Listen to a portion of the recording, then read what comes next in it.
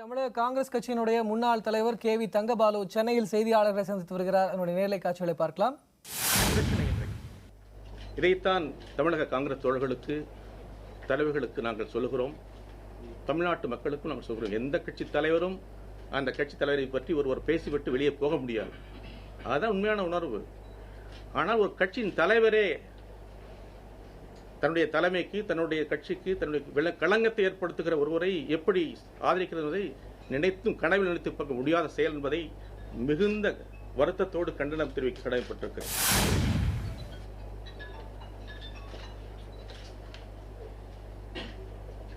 இது ஒரு பக்கம்.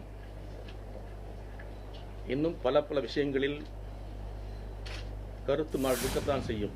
எல்லா கட்சியும் இருக்கிறது. இவைகள் எங்களுடைய கோரிக்கை, எங்களுடைய வேண்டுகோள் எப்படி இருக்கின்றால், ஒரு கூட்டு தலைமையாக கூடி பேசி முடிவெடுத்து செயல்களை நிறைவேற்றினால் அது கட்சிக்கு பலம் கூட்டும்.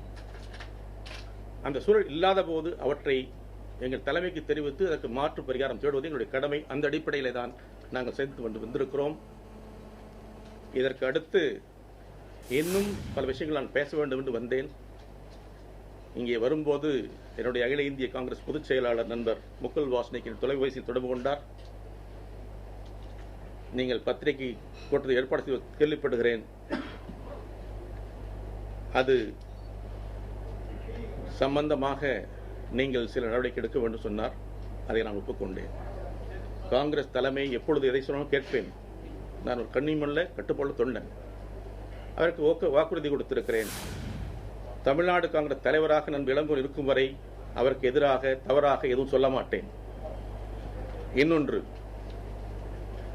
அவர் தலைவராக இல்லை என்றாலும் கூட என்னுடைய பண்பாடு கடந்த 45 ஆண்டுகளில் உட்கட்சியிலும் சரி வெளிக்கட்சியிலும் சரி யாரையும் தரக்குறைவாக பேசிய வழக்கமே கிடையாது.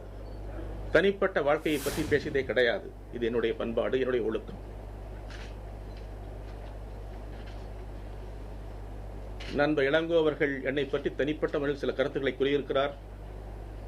நான் பட்டவர்த்தமாக சொல்ல விரும்புகிறேன். அவர் எனக்கு சவாலுக்கு அழைத்திருக்கிறார். அதற்கு எப்பொழுதும் நான் தயார். ஆனால் அவர் தலைவராக இருக்கும்போது அதில் கலந்து கொண்டால், தமிழ்நாடு காங்கிரஸ் தலைவருக்கு ஒரு களங்கம் ஏற்பட்டால் இந்த கட்சி களங்கம் வந்துவிடும் என்ற கவலை இருக்கிறது. இந்த கட்சிக்காக 45 ஆண்டுகள் சிறைவாசம், கடுமையான உழைப்பு, கட்சியை தூக்கி நிறுத்துவதற்காக இளைஞர் காங்கிரஸ் தலைவர், மாநில தலைவர், மத்திய அமைச்சர் என்று பல வழிகளில் காங்கிரஸ் கட்சி எங்களுக்கு மதிப்பு கொடுத்திருக்கிறது. அந்த கட்சியின் கௌரவத்தை ஒருபோதும் நான் குலைக்க மாட்டேன். அந்த உத்தரவாதத்தை அவருக்கு சொல்லியிருக்கிறேன். என்னை பற்றி தனிப்பட்ட குறிப்பிட்ட வாசகங்களுக்கு, குறிப்பிட்ட நிலைகளுக்கு நான் விளக்கமளிக்க வேண்டியிருக்கிறது. அனைத்து பத்திரிகைகளிலும் ஊடகங்களிலும் அந்த செய்தி தவறாக பிரசுரிக்கப்பட்டிருக்கிறது. சரியோ தவறோ அவர் சொல்லியதை அவர்கள் போடுகிறார்கள். அதை பற்றி வருகிறது என்ற நிலையில் தான் இதற்கு நான் விளக்கம் அளிக்கும் என்று அவர்கள் சொல்லியிருக்கிறேன். ஒன்று, நான் தவறான முறையில் சொத்து சொத்தாக குறிப்பிடுகிறார். அதை முழுக்க நான் வன்மை கண்டிக்கிறேன். நான் என் வாழ்நாளில் இதுவரையில் 50 ஆண்டுகளுக்கு மேலாக கடுமையான உழைப்பின் வழியிலே சேர்த்த சொத்துக்களுக்கு கணக்கு இருக்கிறது. இதுவரையில் என்னை விட்டு வைத்திருக்க மாட்டார்கள். ஒன்று, ஒருபோதும் நான் தவறாக நடக்க முயற்சிக்க மாட்டேன். இது என்னுடைய வரலாறு. இன்னும் சொன்னால், அரசியலில் என்னோடு பயணிக்க விரும்புபவர்கள் சொந்த தொழில், தங்களுடைய குடும்பம் இவற்றை பாதுகாப்பாக நடக்கிற சூழ்நிலை வந்த பிறகு அரசியலுக்கு வந்து சொல்லுகிற வழக்கம் 40 ஆண்டு வைத்திருக்கிறேன். அப்படித்தான் நான் நடந்து கொண்டிருக்கிறேன். நான் அடையும் கதர் சட்டை உள்ளிட்டு எனக்கென்று தனி அடையாளமே காங்கிரஸ்காரன், ஒழுக்கமானவன், காங்கிரஸ் கொள்கையில் தவறாதவன், எந்த குளிர்பானங்களை கூட குடிக்காதவன் என்ற உண்மை எனக்கு இருக்கு. இதனுடைய அடையாளம், என்னுடைய ஒழுக்கம். இன்னொன்று,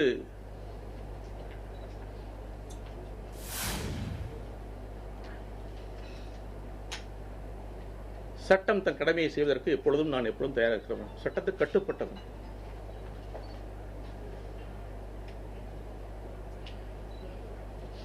என்னுடைய நண்பர் ரங்கராஜன் வீட்டில் தங்கியிருந்ததாக குறிப்பிட்டு சொல்லியிருக்கிறார், கொச்சைப்படுத்துகிறார். அதை பற்றி கவலைப்படவில்லை. குமாரமங்கலம் குடும்பத்துக்கு எனக்கு நெருக்கம் அதிகம். நண்பர் தம்பி ரங்கராஜன் எனக்கு வேண்டியவர். அவருடைய வீடே எனக்கு கட்டுப்பாடு இருந்தது. அங்கே தங்கியிருந்ததை அவர் வேண்டுமானால் சொல்லலாம், எப்படி வேணும் சொல்லலாம். கார் செட்டில் தங்கி சொல்றார். அந்த குடும்பத்தினுடைய மொத்த அளவு என்னுடைய கட்டுப்பாடு இருந்தது. அந்த வீட்டில் தங்கியிருந்த தப்பு இல்லை. ஒரு சில நாட்கள் தங்கியிருந்திருக்கிறேன்.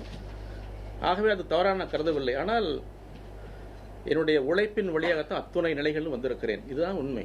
அதற்கு அடுத்து ஏதோ நில அகரிப்பு செய்ததாக சொல்றார். நான் யாருடைய நிலத்தையும் அவருக்கு வேண்டிய அவசியம் வரவில்லை. உங்களுக்கு சொல்ல விரும்புகிறேன், என்னுடைய குடும்பம் கடந்த 50 ஆண்டுகளுக்கு முன்னரே 1951, 52 சேலம் மாவட்டத்தில் வேலூரில் 20 ஏக்கர் நிலத்தை, எங்கள் குடும்ப நிலத்தை உயர்நிலை பள்ளிக்கூடம் கட்டுவதற்கு அன்றைக்கே வழங்கிய குடும்பம். அங்கிருந்து வந்திருக்கிறவன் நான். இன்னும் அதனுடைய பட்டா என்னுடைய பேர் தான் இருக்கிறது. என்னுடைய பங்காளியின் பேர் இருக்கிறது. 2 பேர் இருக்கிறது. இன்றைக்கு கல்லூரி கட்டிருக்கிறேன் சொல்லுகிறார். உண்மைதான். இந்தியாவில் எவ்வளவு பேர் கல்லூரி வைத்திருக்கிறார்கள்?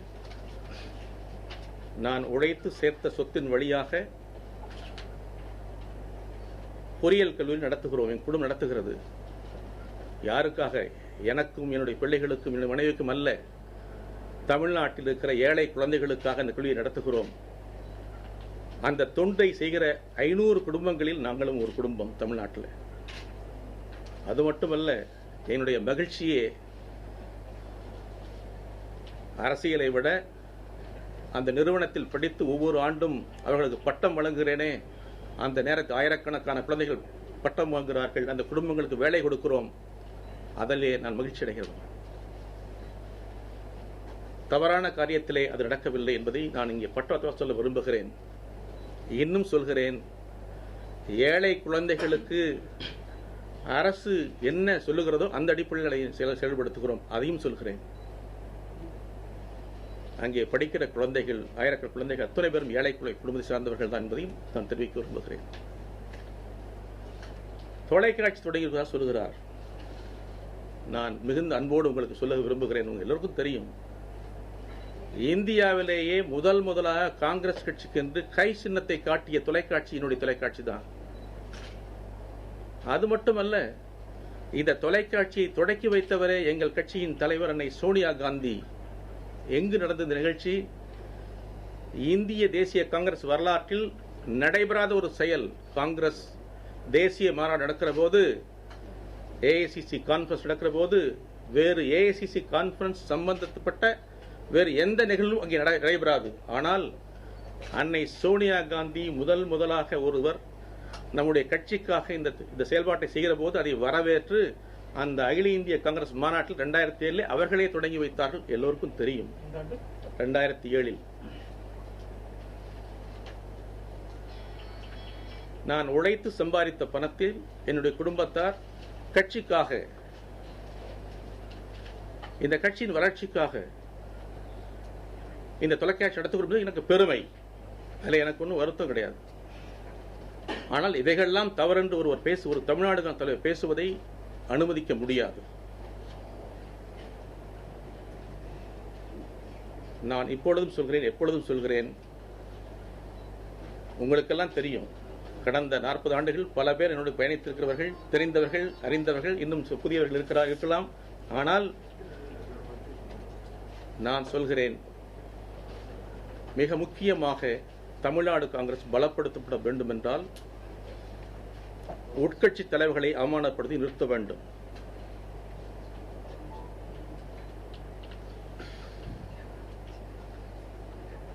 மற்ற தோழமை கட்சி தலைவர்களை அமைப்பதை யாரும் ஏற்றுக்கொள்ள மாட்டார்கள்.